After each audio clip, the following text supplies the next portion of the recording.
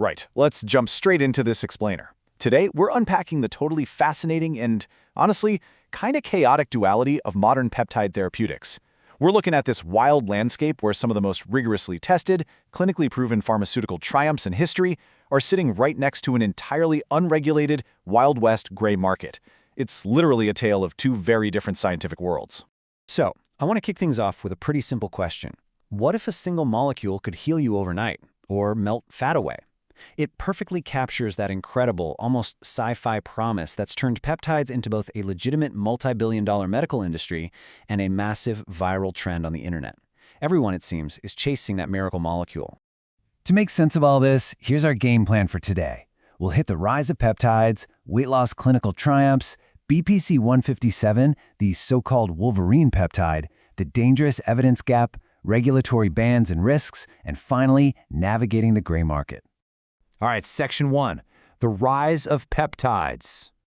The baseline biology here is actually surprisingly simple. A peptide is really just a short chain of amino acids. You can think of them like chemical beads on a string. Now, these are naturally occurring messengers in our bodies, but the game changer is that scientists can now synthesize them in a lab, and they can do it to target our receptors with absolute pinpoint precision. Moving right along to Section 2, weight loss clinical triumphs. This is where we're seeing the rapid, real-world evolution of these drugs. Look at the SURMOUNT-5 trial. The dual agonist tirzepatide statistically crushed the older standard, semaglutide, in a head-to-head matchup. We're talking a 20.2% weight loss versus 13.7%. For patients dealing with obesity, that is a staggering clinical difference. But man, the data just keeps getting wilder. 28.7%. That is the average body weight loss by patients on the investigational drug Retatrutide over 68 weeks. But here's the kicker. Retatrutide isn't just being tested for obesity anymore. The trial design published by Giblin and colleagues in Diabetes, Obesity, and Metabolism reveals something huge. The TRIUMPH Phase 3 program actually includes a nested subtrial of about 600 adults specifically testing Retatrutide for moderate to severe obstructive sleep apnea, with those results dropping late 2026. Now, why is this such a big deal? Well, considering about 80% of moderate to severe sleep apnea patients have obesity, and CPAP machine adherence is notoriously terrible, only about 50% of people actually use them, the demand is astronomical. And we already know the drug class works. Just look at the tirzepatide SURMOUNT-OSA Phase 3 trial from June 2024. It showed a landmark 55% reduction in apnea events for non-PAP users and almost 63% for PAP users, leading directly to its FDA approval for sleep apnea in December 2024. So, an even more powerful, drug-based treatment? That would be a massive market shift. So how exactly is Retatrutide pulling this off? Well, it's a true triple threat. It adds glucagon receptor agonism to the mix right alongside GIP and GLP-1. Mechanistically speaking, this extra glucagon boost is fascinating because it may drive additional energy expenditure and anti-inflammatory effects that could specifically clear up upper airway inflammation. Plus, it showed a massive 75.8% average reduction in osteoarthritis knee pain. But this is exactly why rigorous Phase 3 testing is an absolute must.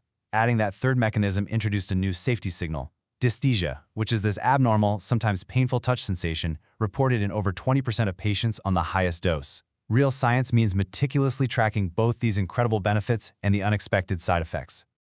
Okay, let's completely shift gears here. Section 3, BPC 157, the Wolverine peptide.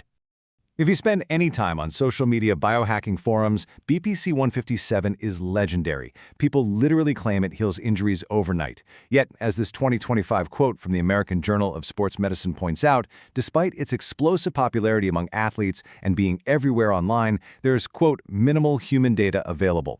The official medical community, yeah, they view it with profound skepticism. So what's driving all the hype? Well, BPC 157 was actually originally discovered in human stomach acid. I know, stomach acid, right? And when you look at the 100+ animal studies out there, it acts like a cellular master switch. It strongly stimulates angiogenesis, meaning it builds new blood vessels, and it rapidly fixes completely severed Achilles tendons and damaged muscles in rats. On paper, it sounds like pure magic. Which brings us to Section 4, the dangerous evidence gap. This right here is where the two worlds of peptides violently collide. On one side, you have highly regulated drugs like Retatrutide, with billions of dollars and over 5,800 patients in the TRIUMPH program proving they work safely. On the other side, BPC-157 has a terrifyingly empty human evidence base. We're talking fewer than 30 human subjects ever studied, 0 placebo-controlled randomized trials, and the one planned phase 1 trial back in 2015 mysteriously canceled with literally 0 data ever published. And this sets up a potentially dangerous double-edged sword, the angiogenesis paradox. The healing benefit is obvious, right? It builds new blood vessels to pump oxygen and nutrients into torn tendons. But the theoretical risk is huge. Tumors are greedy. They use those exact same biological pathways to build their own blood supply so they can grow and spread. Without proper large-scale human trials, we simply do not know if BPC-157 is acting as a firefighter or a fire starter inside the human body. Moving to Section 5, Regulatory Bans and Risks. Discovered way back in 1993, BPC-157 had decades of promising animal studies. But after that single, mysteriously canceled human trial in 2016, the momentum completely flipped. By 2022, the World Anti-Doping Agency flat-out banned it for athletes. And then in 2023, the FDA officially restricted its use. So the scientific community hasn't just hit pause on this, they've basically pulled the fire alarm. Let's clarify what that FDA ruling actually means, because being designated a Category 2 bulk drug substance is not just some minor bureaucratic hurdle. It means BPC-157 cannot be legally compounded by pharmacies for human use, period. The FDA explicitly called out concerns regarding immunogenicity, so dangerous immune reactions, risks of peptide-related impurities from manufacturing, and an official lack of human safety data. Finally, Section 6, Navigating the Gray Market. So, what happens when official science stops but public demand is still through the roof? You get an unregulated gray market, and it is incredibly risky. Look at this number, 58%. That is the shocking percentage of unregulated online peptide products that independent analyses found to be contaminated, heavily underdosed, or just completely fake. When you buy outside the medical system, you have zero idea what is actually floating in that vial. Listen, if someone is dead set on bypassing standard medical care to experiment with unapproved peptides, they absolutely have to walk through these critical reality checks. You've got to ask yourself, what am I actually trying to treat here? Is there a proven, evidence-based alternative? Am I demanding independent third-party purity testing? And, crucially, are you talking to your doctor? These aren't just suggestions. These are non-negotiable questions if you want to mitigate the massive, uncontrolled risks of folk pharmacology. Ultimately, the science still has to catch up to the internet hype.